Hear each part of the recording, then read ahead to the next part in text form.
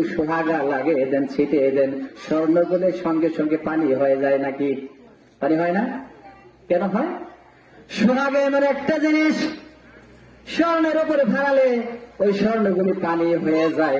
কোরআনুল কারীম হচ্ছে এমন একটি মুজিজা, যখন মানুষের সামনে কোরআনুল কারীম দিয়ে কথা বলবেন, মানুষের হৃদয়ের ভিতরে যে বক্রতার রূপটা ছিল সেটা দূর হয়ে যাবে। যেরকম সুবহানাল্লাহ। দেখছেন, যেমন একটা বিল্ডিং তৈরি করলে পাথর দিলেন বা ইট দিলেন, বালু দিলেন, সিমেন্ট দিলেন, কাদার মতো একটা সিমেন্ট দিলেন, তাই না? গুলে যখন সিমেন্টটা দিলেন, দুইটা ইটের মাঝখানে একটু কাদার মতো সিমেন্টটা দিয়ে দিলেন। একদিন পরে আপনি হাতুড় দিয়ে বাড়লে হাতুড় ধীরে আসবো, কিন্তু ওই ইট আর পাথর কি ভাঙে? ভাঙবে কখনো না। কোরআনুল কারীমটা এমন একটি মুজিজা, আল্লাহ পাক দিয়েছে। যত রকমের খারাপ মানুষ থাক না কেন, যত রকমের আল্লাহ তাআলার বিদ্রোহী লোক থাক না কেন, কোরআনুল কারীমের কথা বলার সঙ্গে সঙ্গে হৃদয়টা তার অন্তরের ভিতরে স্পর্শ করে। যেন সুবহানাল্লাহ। দেখছেন, এই জন্য আল্লাহ পাক প্রত্যেকটি পয়গম্বরদেরকে পাঠিয়েছেন তাদেরকে পথ প্রদর্শক হিসাবে। সূরা নাহলে আল্লাহ পাক বলছেন 36 নম্বর আয়াতে, وَلَقَدْ بَعَثْنَا فِي كُلِّ أُمَّةٍ رَسُولًا أَنِ اعْبُدُوا اللَّهَ وَاجْتَنِبُوا الطَّاغُوتَ। মহান আল্লাহ রাব্বুল আলামিন বলেন, আমি এমন কোন জাতি নাই, এমন কোন গোত্র নাই যে আমি প্রত্যেকটা জাতির জন্য, প্রত্যেকটা গোত্রের জন্য আমি একজন করে নবী পাঠাই নাই। এমন কোন জাতি নাই যে নবী পাঠাই নাই। সুবহানাল্লাহ বলবেন না? নবীরা কেন এসেছিলেন? নবীরা এসেছিলেন এর জন্য, প্রত্যেকটি জাতির জন্য পথ প্রদর্শক হিসাবে, তাদেরকে পথ নির্দেশনা দেওয়ার জন্য। কারণ আপনাকে যদি পথ প্রদর্শক যদি না করা হয়, আপনি বিভ্রান্ত হয়ে যাবেন, আঁকা বাঁকা পথে চলে যাবেন। এই জন্য আল্লাহ পাক বলছেন, প্রত্যেকটি জাতির জন্য এমন কোন উম্মাহ নাই যে আমি তাদের জন্য নবী পৃথিবীতে প্রেরণ করি নাই। প্রত্যেকটি নবীরাই বলতো আনি ইবুদুল্লাহ ওয়াজতানিবুত তাগুত। প্রত্যেকটি নবীরাই বলতো আনি ইবুদুল্লাহ, হে মানব জাতি, হে মানব সকল, মুক্তি যদি পেতে চাও, বাঁচতে যদি চাও, যদি শোষণ বঞ্চনা থেকে মুক্তি লাভ করতে চাও, তাহলে পড়ো লা ইলাহা ইল্লাল্লাহ, লা ইলাহা ইল্লাল্লাহ, লা ইলাহা ইল্লাল্লাহ, লা ইলাহা ইল্লাল্লাহ, লা ইলাহা ইল্লাল্লাহ মুহাম্মাদুর রাসূলুল্লাহ। প্রত্যেকটা নবীরাই একটা কালিমার দাওয়াত দিয়েছে। প্রত্যেকটা নবীরাই বলতো আনি আবুদুল্লাহ, তোমরা একমাত্র আল্লাহ রাব্বুল আলামিনের আনুগত্য করবে, আর কারো আনুগত্য করা যাবে না। প্রত্যেকটা নবীরাই বলতো লা ইলাহা ইল্লাল্লাহ, আল্লাহ ছাড়া কোন ইলাহ নাই, উপাস্য নাই, মাবুদ নাই। তার মানে কি? ব্যাখ্যাটা হচ্ছে আল্লাহ ছাড়া কারো আইন মানা যাবে না, কারো হুকুম মানা যাবে না, কারো শাসন মানা যাবে না, সব মানতে হবে আল্লাহ। যেরকম সুবহানাল্লাহ। এরপরে নবীরা বলতো আনি ইবুদুল্লাহ ওয়াজতানিবুত তাগুত, তাগুতকে বর্জন করো। তাগুত হচ্ছে সেটা আরবি ভাষায় তাগুতকে বলা হয় যে ব্যক্তি আল্লাহ পাকের আইনকে মানে না, বরং লোকদেরকে অমান্য করতে, অর্থাৎ আল্লাহ তাআলার আইনকে নিষেধ করতে বাধ্য করে। আল্লাহর আইন নিজে মানে না, অপর ভাইদেরকে মানা বলতে দূরের কথা, আরো নিষেধ করে।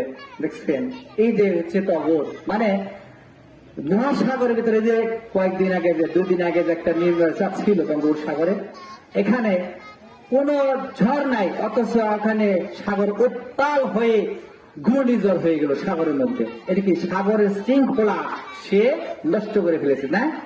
মানে এখানে একটি আধ্যাত্মিক শক্তি কাজ করছে, যেটা সাগরের শৃঙ্খলা তার ঊর্ধ্বগতি শক্তি।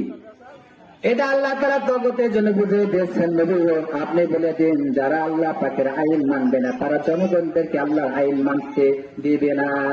এটা হচ্ছে তবে নবীরা এইভাবে বলতাম, দাওয়াত এভাবে দিত, ওহে দুনিয়ার মানুষেরা যদি শান্তি চাও, বাঁচতে যদি চাও, দুনিয়া যদি সুখ চাও, আর আখিরাতে যদি তোমরা জান্নাত চাও, তাহলে আল্লাহ পাকের হুকুম আর কামগুলি মেনে নাও। দেখছেন, আল্লাহ পাকের হুকুম মানতেই হবে, যদি না মানেন তা তুমি মুসলমানই না। এই জন্য প্রত্যেকটি নবীদেরকে আল্লাহ পাক পাঠিয়েছিলেন। কোরআনুল কারীমের ভিতর বলছেন, আল্লাহ পাক বলছেন সূরা নাহলের 99 নম্বর আয়াতে, ওয়ায়াউমা নাবআসু ফী কুল্লি উম্মাতিন শাহীদান আলাইহিম মিন আনফুসিহিম ওয়াজি'না বিকা শাহীদান আলা হাউলা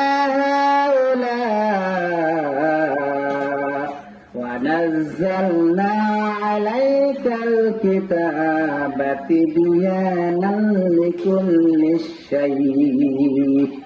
মহান আল্লাহ রাব্বুল আলামিন বলেন, হে রাসূল দুনিয়ার মানুষদেরকে শুনিয়ে দেন, আমি প্রত্যেকটি জাতির জন্য একজন করে সাক্ষ্য দাঁড় করে দেব। যেরকম সুবহানাল্লাহ। কোন দিন দিবে জানেন? ওয়ায়াউমা নাবআসু, ইয়াউমা মানে কিয়ামতের দিন। কিয়ামতের দিন আদম আলাইহিস সালাতু ওয়াস সালাম থেকে শুরু করে রাসূল পাক সাল্লাল্লাহু আলাইহি ওয়াসাল্লাম পর্যন্ত যতগুলি নবী পয়গম্বর দুনিয়াতে এসেছিল, তাদের জন্য প্রত্যেকটি জাতির জন্য একজন নবী আল্লাহ পাক তাদের সামনে দাঁড় করিয়ে দিব। এই জন্য দিব যে নবীরা কি দাওয়াত দিয়েছিল আর তারা কি কাজগুলি করছে। কথা বলছে, নবীদের দাওয়াত কি তারা মেনেছিল না মানে নাই, এই জন্য দাঁড়ায় যাবে। নবীরা বলতে থাকবে যে আমরা এই দাওয়াত গুলি দিয়েছি, তোমার পবিত্র কোরআনের দাওয়াত দিয়েছিলাম, কিন্তু এই লোকগুলি মানে নাই।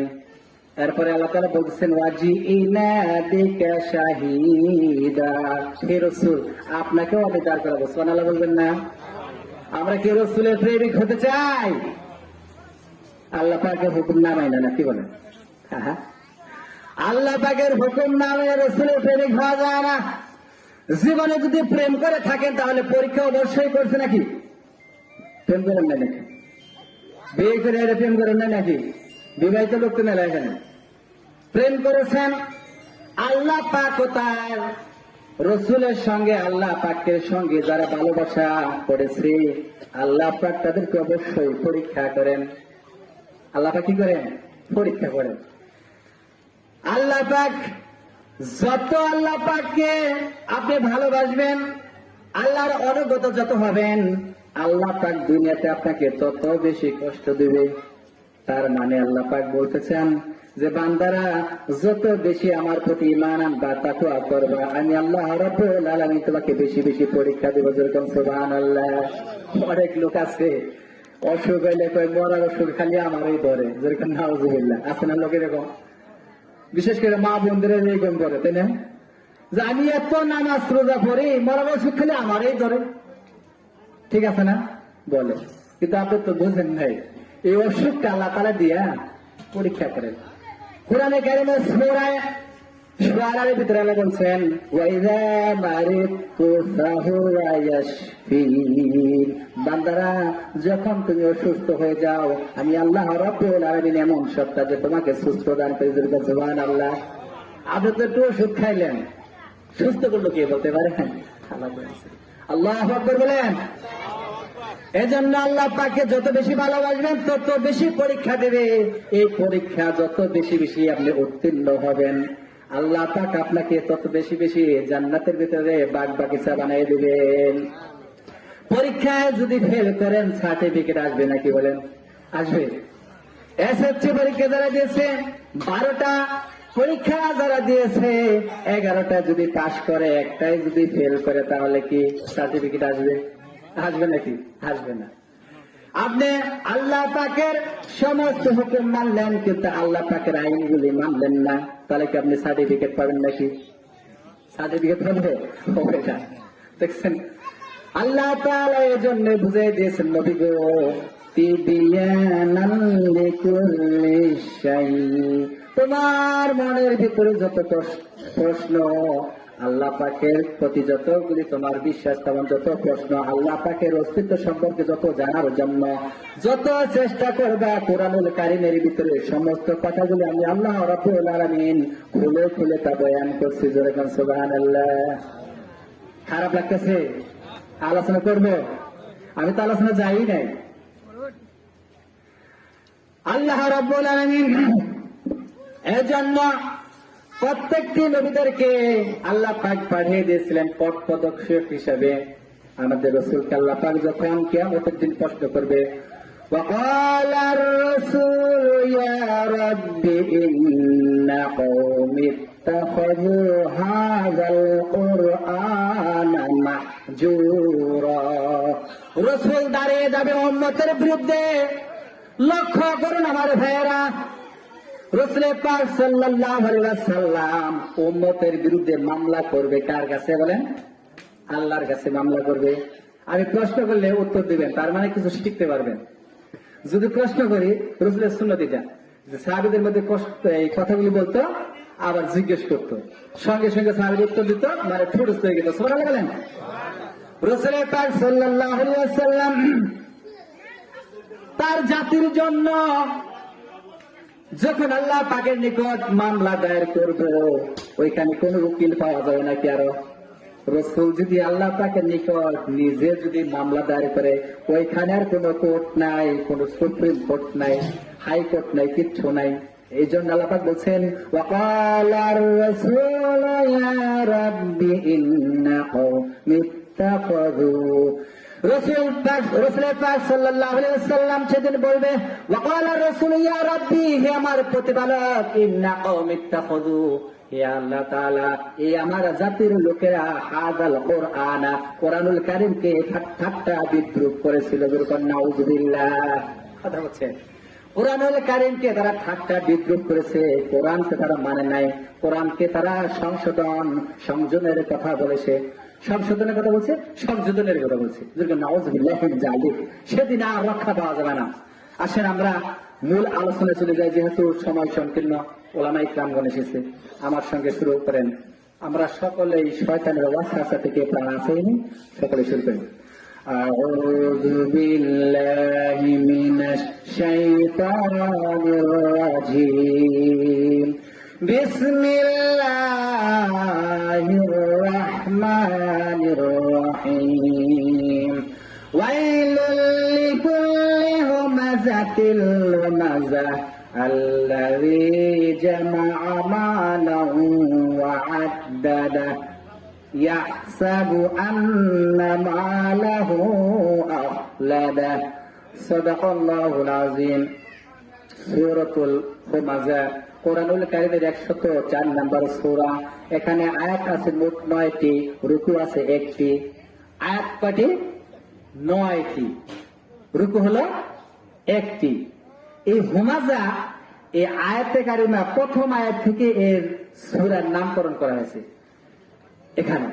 আর হুমাযা শব্দের অর্থ হলো পিছনে গীবতকারী, দোষ গায়া বেড়ানো। কথা বুঝছেন? যে তো বাড়ির মাহফিল, এই সুগল ঘুটিগুলাই বেশি বেশি হয় নাকি বলেন? আমাদের শুধু সমাজে হয় না, গাঙ্গারি আসলে খুব ভালো মানুষ, জানালে বলবেন না? আপনাদের মতো ভদ্র মানুষ কোথাও আছে যে কত সুন্দর করে একবারে ডিটালে বসেছে, শোনা বলেন? আপনাদের মতো ভদ্র কোথাও মানুষ দেখি নাই। এত ভালো মানুষ আপনারা কোনো কথা বলেন না। কোরআনের কারীমের কথাগুলি সুন্দর করে আপনারা শুনতেছেন। সকলে বলে আলহামদুলিল্লাহ। এই সূরাটা নাযিল হয়েছে রাসূল পাক সাল্লাল্লাহু আলাইহি ওয়াসাল্লামের মক্কি জিন্দেগিতে। এই সূরাটা নাযিল হয়ে গেছে। এই সূরা মক্কি হওয়ার ব্যাপারে সকল মুফাসসিরগণের একমত পোষণ করেছেন। রাসূল সাল্লাল্লাহু আলাইহি ওয়াসাল্লামের নবুয়ত পাওয়ার পর মক্কায় প্রাথমিক দিকে এই সূরাটা নাযিল হয়েছে। মক্কায় প্রাথমিক দিকে এই সূরাটা নাযিল হয়েছে। কথা বুঝছেন? তাহলে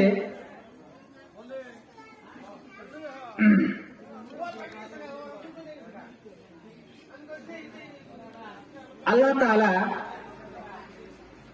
উবাই বিন খালফ নামের এক বেদুইন ছিল। রাসূল সাল্লাল্লাহু আলাইহি ওয়াসাল্লামকে যখন দেখতো তিনি আল্লাহ রাসূলের দেখা মাত্র ঠাট্টা করতো, বিদ্রুপ করতো, মানে তাচ্ছিল্য করতো। এই প্রসঙ্গে এই সূরাটা নাযিল হয়েছে। এখানে আসেন আমরা আগে অনুবাদ করে নিই। বিসমিল্লাহ। ওয়াইলুল লিকুল্লি হুমাযাতিল লুমাযা, ওয়াইলুন ধ্বংস হয়ে যাক, লিকুল্লি প্রত্যেক ব্যক্তি, হুমাযা যারা পিছনে গীবত করে বেড়ায়, লুমাযা যারা সামনাসামনি গীবত করে বেড়ায়, আল্লাহে ওই ব্যক্তি যারা জমা করে রাখে, মালাও ওয়া আত্তাদা যারা কি ধন সম্পদ টাকা পয়সা জমা করে রাখে, ইয়াহসাবু আন্না মালাহু আখলাদা, আর তিনি ইয়াহসাবু আন্না মালাহু আখলাদা ধন সম্পত্তি জমা করে আর হিসাব করে, আর তিনি চিন্তা করে এই টাকা পয়সা ধন সম্পত্তি তো আমার চিরস্থায়ী, এই সম্পত্তি তো আমার জন্য চিরস্থায়ী জিনিস। সে মনে করে যে ধন সম্পত্তি আমারে বাঁচাইয়ে দিব। যেরকম নাউজুবিল্লাহ। এই হলো শাব্দিক অনুবাদ। আসেন এর কিছু আমরা এখান থেকে কিছু শিক্ষা গ্রহণ করি। আল্লাহ রাব্বুল আলামিন বলছেন, ওয়াইলুল লিকুল্লি হুমাযাতিল লুমাযা, ওই সমস্ত লোকেরা তারা প্রত্যেক ব্যক্তি, নারী হোক অথবা পুরুষ হোক, এরা ধ্বংসপ্রাপ্ত, যারা নাকি বিপদ করে বেড়ায়, চগলকুটি করে বেড়ায়, কানাকানি করে।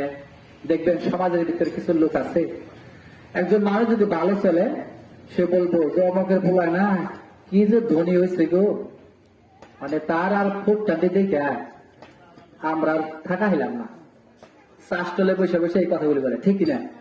আমি কি বানাই বলতেছি কিনা?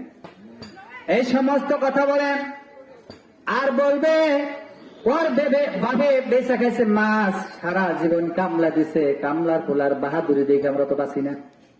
আমি কি বানাই বলতেছি কিনা?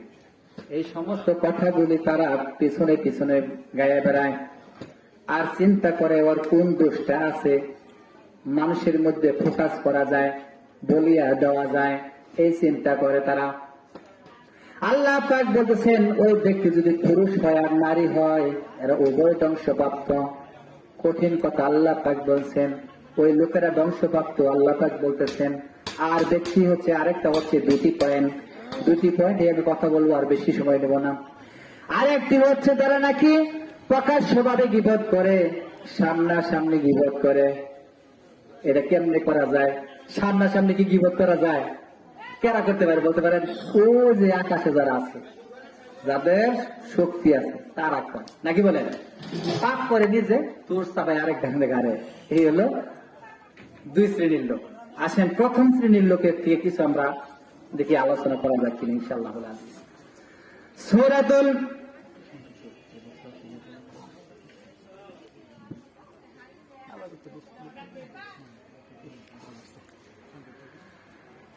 আল্লাহ রাব্বুল আলামিন সূরা হুজরাতের 12 নম্বর আয়াত আল্লাহ পাক বলেন, ইয়া আইয়ুহাল্লাযীনা আমানু জিতানিবু কাসীরাম মিনায-যন্ন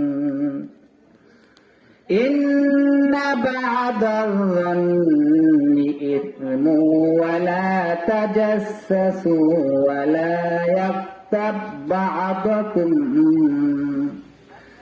ولا يغتب بعضكم بعضا أيحب أحدكم أن يأكل لحم أخيه ميتا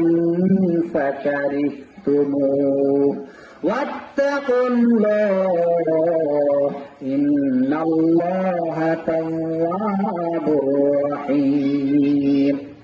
মহান আল্লাহ রাব্বুল আলামিন বলে, ওহে ইমানদারগণ, আমানু জিতানিবু কাসীরাম মিনায-যন্নি, ওহে ইমানদারগণ বিরত থাকো, যারা নাকি ধারণামূলক কথা বলো, এই সমস্ত কথা থেকে তোমরা বিরত থাকো। অনুমান করা কথা বলা যাবে না, অন্যের দোষ খুঁজে বেড়ানো যাবে না, অন্যের দোষ গায়ে বেড়ানো যাবে না, এটা হচ্ছে ইসমু, পাপের কাজ। ওয়ালা তাজাসসু ওয়ালা ইয়াগতাব বা'দুকুম বা'দা, যারা নাকি অন্যের দোষ খুঁজিয়ে বেড়ায়, অনুমানকৃত কথা বলে, তারা উভয় গুনাহগার। এবং কি আল্লাহ পাক বলতেছেন, আইয়ুহিব্বু আহাদাকুম, তোমরা কি পছন্দ